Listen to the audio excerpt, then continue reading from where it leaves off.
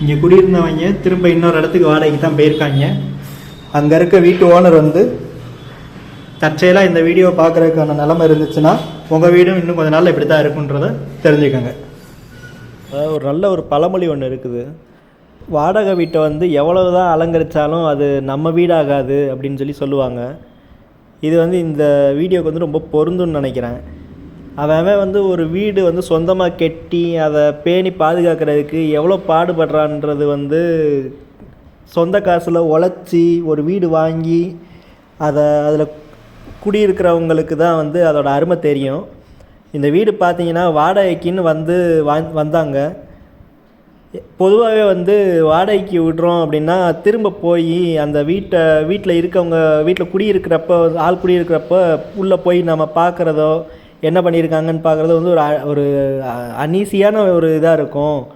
அங்கே இருக்கவங்களுக்கு வந்து அது ஒரு நல்ல இதாக இருக்காது, இது உணர்வை கொடுக்காது. அப்படின்றதுக்காக வந்து நம்பிக்கையின் பேரில் தான் வந்து வீட்டை வாடகைக்கு விட்டு அடுத்து சரி அந்த பக்கம் அவங்க பார்த்துக்குவாங்க, மெயின்டெனன்ஸ்லாம் பார்ப்பாங்கன்னு சொல்லி போகிறது. ஆனால் அப்படி இருந்தது வந்து நம்ம முதலுக்கே மோசம்னு ஆன கதையை வந்து நீங்கள் பாருங்கள். இதில் அப்படி இருந்ததுக்கான பலனை வந்து இப்போ இந்த 2 பேர் வந்து அனுபவிச்சுக்கிட்டு இருக்காங்க. அவங்க இருந்த வரைக்கும் வீடு எப்படி இருந்துச்சுன்றது பக்கத்தில் இருந்தவங்களுக்கு எல்லாமே நல்லா தெரியும். இப்போ எப்படி இருக்குது, எப்படி கடைசியாக குடியிருந்த ஒரு நண்பர் ஒருத்தர் வந்து அவரோட தொழிலில் வேலை பார்க்குறவங்களுக்காக வாடகைக்கு வாங்கியிருந்தார். அவர் எப்படி கொடுத்துட்டு போயிருக்காருன்றதை வந்து இந்த காணொலியில் வந்து தாராளமாக பார்க்கலாம். இப்போ பார்த்துட்டு இருக்கிறது வந்து நாங்கள் 2 தடவை க்ளீன் பண்ணி விட்டு அதுக்கப்புறம் வீட்டோட இருக்க நிலமை. ஏன்னா இதுக்கு முன்னாடி எப்படி இருந்துச்சுன்னு பார்த்தீங்கன்னா இந்த வீட்டை அதுக்கப்புறம் நீங்கள் வாழ்நாளில் பார்க்கணுன்னு நினைக்க மாட்டீங்க, அந்தளவுக்கு ஒரு மோசமான நிலைமையில் இருந்துச்சு இந்த வீடு. ஸோ இதுக்கப்புறம் வாடகைக்கு விடுறவங்க வந்து கண்டிப்பான முறையில் ஒரு 3 மாதத்துக்கு ஒரு தடவையோ 6 மாதத்துக்கு ஒரு தடவையோ வந்து போய் அவங்க வாடகைக்கு குடியிருக்கவங்க வீட்டை என்ன நிலைமையில் வச்சுருக்காங்கன்றதை பார்க்கணுன்றது வந்து என்னோடய முக்கியமான கருத்தாக இங்கே நான் பதிவு பண்ணுறேன்.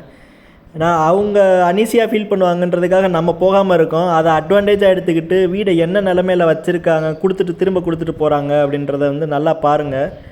நான் இத்தனைக்கும் இந்த வீட்டுக்கு வந்து பாண்டு போட்டு தான் கொடுத்துருக்கோம். வீடை என்ன நிலமையில் நீங்கள் எங்களுக்கு வாங்கியிருக்கீங்களோ அந்த நிலமையில் திரும்ப கொடுக்கணும் அப்படின்னு அந்த வாடகைக்கு வாங்கின பாண்டில் கையெழுத்து போட்ட நபர் சொல்கிறாரு, மொத்த வீட்டையும் நீங்கள் எங்களை திரும்ப கெட்டித்தர சொல்லுவீங்க போலையே அப்படின்னு.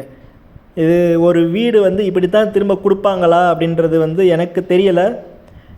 சப்போஸ் வாடகைக்கு சிலர் யாரும் பார்க்குறீங்க அப்படின்னா இந்த நிலைமையில் வாடகை வீடு இருந்துச்சு அப்படின்னா நீங்கள் வாடகைக்கு வருவீங்களா அப்படின்றத வந்து கண்டிப்பாக நீங்கள் கமெண்டில் சொல்லுங்கள்.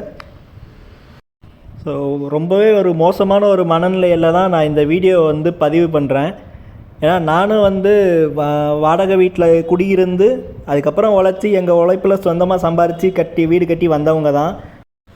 இந்த ரிப்பேர் ஒர்க்கு, மெயின்டெனன்ஸ் ஒர்க்கு, இந்த ரெனோவேஷன் ஒர்க்கு எதுக்குமே வந்து முக்கியமாக நாங்கள் வந்து அட்வான்ஸில் வந்து அவங்களுக்கு கழிக்கலை. அவங்க என்ன தேதி வரைக்கும் இருந்தாங்களோ அந்த தேதி வரைக்கான வாடகையும் கரண்ட் பில்லு மட்டும் தான் நாங்கள் கழிச்சிட்டு திரும்ப மீதி அமௌண்ட்டை வந்து கொடுத்துட்டோம். இந்த வீடியோ வந்து அவங்க பார்க்கணுன்றதுக்காகவே தான் நான் பேசி போட்டிருக்கேன். இப்போ இந்த வீட்டில் என்னென்ன ரெனோவேஷன் ஒர்க் போச்சுன்றதை பாருங்கள். இந்த லைட் வந்து சுவிட்ச் போடவே இல்லை, தானாக எரிஞ்சிக்கிட்டே இருக்குது. அதே மாதிரி தான் இந்த ஸ்டேர்கேஸ் லைட்டும் மேலே சுவிட்ச் போடவே இல்லை, ஆனால் தானே எரிஞ்சிக்கிட்டே தான் இருக்குது. கீழே இருந்த 2 ஃப்ளோருக்கும் எந்த லெவலில் லட்சணத்தில் இருந்துச்சுன்றதை நீங்களே பார்த்துருப்பீங்க. அதுவும் ஒரு தடவை அலசி விட்டதுக்கப்புறம் தான் அந்த கீழே இருக்க கிரவுண்ட் ஃப்ளோர் வந்து அப்படி இருக்குது. ஸோ இது வந்து வீட்டோட கட்டட வேலை, பைப்லைன் வேலை மட்டும்தான் இவ்வளோ இருக்குது. வீட்டை நீங்கள் வீடியோவில் தான் பார்க்குறீங்க, நேரில் வந்து பார்த்தீங்கன்னா உள்ளே நிற்க முடியாது, அவ்வளோ ஸ்மெல்லு, வெறும் போயலை பான்பராக் ஸ்மெல்லு. அதை இன்னும் எத்தனை லாரி சென்ட் அடித்து நாங்கள் மாற்றுறதுன்னு எங்களுக்கே தெரியலை. கடந்த 1 வாரமாக வந்து ரெனோவேஷன் ஒர்க் பார்த்துட்டு தான் இருக்கோம், இன்னும் முடிஞ்ச பாடு இல்லை. மொத்தமாக பார்த்ததுக்கப்புறம் கண்டிப்பாக மொத்த வீடியோவும் நான் போடுறேன். யாராவது என்ஜினியர் இந்த வீடியோ பார்க்குறீங்க அப்படின்னா நாங்கள் பார்த்துருக்க இந்த ஒர்க்குக்கு என்ன நீங்கள் சார்ஜ் பண்ணுவீங்கன்றதை கண்டிப்பாக சொல்லுங்கள். இல்லை வாட்டர் கேன் கிடந்துச்சுண்ணே, வாட்டர் கேன் 2 கிடந்து எடுத்தாச்சுண்ணே. இன்னொன்று ஏதோ லாக்கில் போய் நிற்கிதுண்ணே.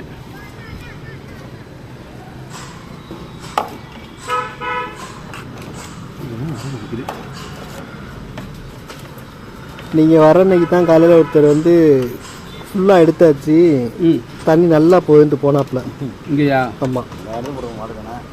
மாதக்கணக்கு ஒரு அதை காமிங்க.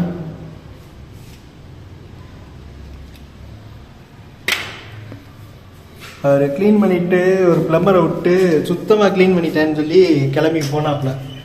அவருக்கு இவ்வளோ வேலை இருக்குன்றது தெரில அவருக்கு. அதில்